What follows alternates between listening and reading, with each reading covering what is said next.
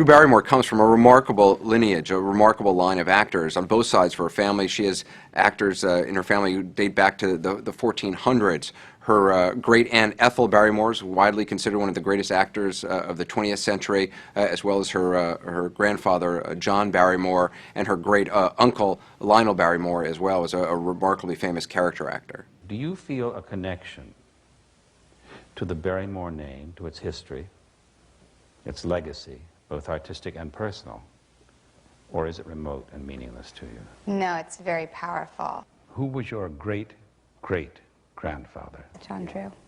Who was your paternal great-grandfather? Maurice, also known as Herbert Blythe. That was his real name. Who were the children of Georgianne and Maurice Barrymore? Lionel, Ethel, and John. And which of them is your grandfather? John.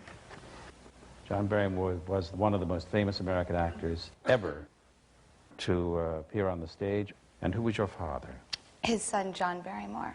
He and my mother separated before I was born. I never lived with him. She went through things which many child stars have not survived from. You know, she became famous at the age of 6 and 7 when she was in the movie E.T., had a level of celebrity at a very young age that a lot of people simply can't handle. I mean, I started when I was 11 months old. By the time I'd done E.T., I'd already been in a feature film, Altered States. I'd done TV movies and commercials, so I was very into the responsibility mode of just being a worker. I went up actually for Poltergeist. And I met Stephen, and he just said, you're not right for this, but you're right for this other thing, so you come back. One of the most popular movies in the history of motion pictures, E.T., and one of its stars, Miss Drew Barrymore. She got involved in drug abuse and alcohol, ended up in rehab, and then ended up really taking over and taking control of her own life. Drew Barrymore. At 7, she was a film star in E.T. and getting invited to all the Hollywood parties. Then, according to the official celebrity registry, Drew was alcoholic at 9. By the time she was 10, she was smoking dope, and at 12, she was doing cocaine. You smoked a joint when you were 9? Yeah. Who gave you grass? Marijuana? My friend's mother, actually. And do you remember getting stoned at 9? Oh, sure. And was it fun? Uh-huh. Pot's fun. Yeah. I don't worry about pot. worry Hard about drugs, I get scared because they really do mess you up, and they're just terribly unattractive. Yeah, You know, not good for there's the nothing worse skin. than like someone with coke sweating and thinking they're really intelligent and fervorously talking And this to you. hanging out. Yeah, with like these crusty white boogers. It's so gross. How long did you do it for, like years or just? No, I tried it for like a year, and then Right. I was like, never again can I ever touch this stuff, and I haven't. 13, and you know, my mother put me in a hospital, and it got broken out in the stories, and it was really intense. And I don't think I would have made that choice to go public, but because this man did it, thank God it influenced me to write a book and really figure out what philanthropy was.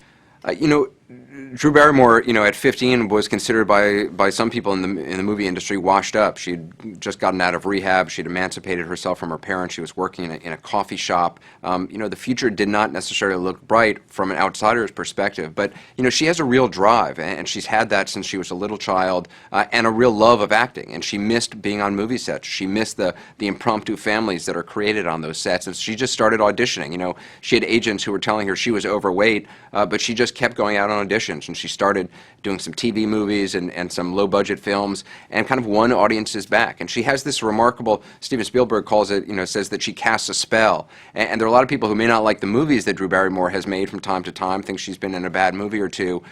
But even those people often, even those movie reviewers often end up rooting for Drew Barrymore. So she's got something that audiences really kind of relate to, I think, and get behind. And she's a very genuine person that comes across, I think, on the screen.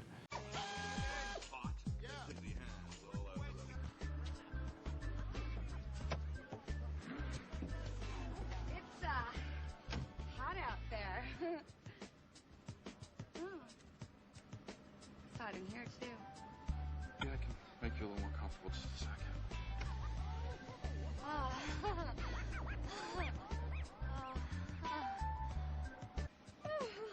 I've come undone. I love cars. Do you like fast cars? I like fast everything. Oh my God. Thanks for the ride. Well,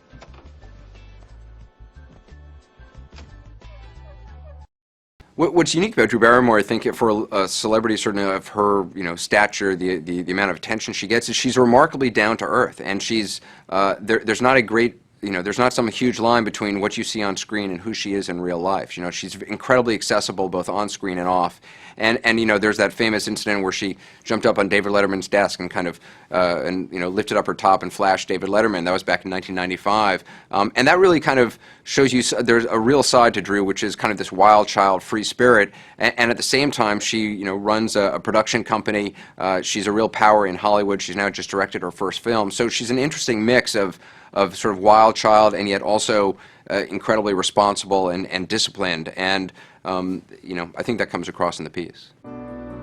Last summer, Drew walked down the aisle for the third time when she married 35-year-old art consultant Will Kopelman. Drew, who was 5 months pregnant, was given away by Will's father. The intimate gathering took place under the oak tree in the couple's own backyard. Guests included close friends Reese Witherspoon, Steven Spielberg, Cameron Diaz, who read a poem during the ceremony. Drew, who was legally emancipated from her mother as a teen, talks about her own mom and admits to O that her long-estranged mother, Jade, did not attend her wedding. Quote, "She was not there, which was really hard. We both discussed it and thought it would be best." Jade has yet to meet her grandchild.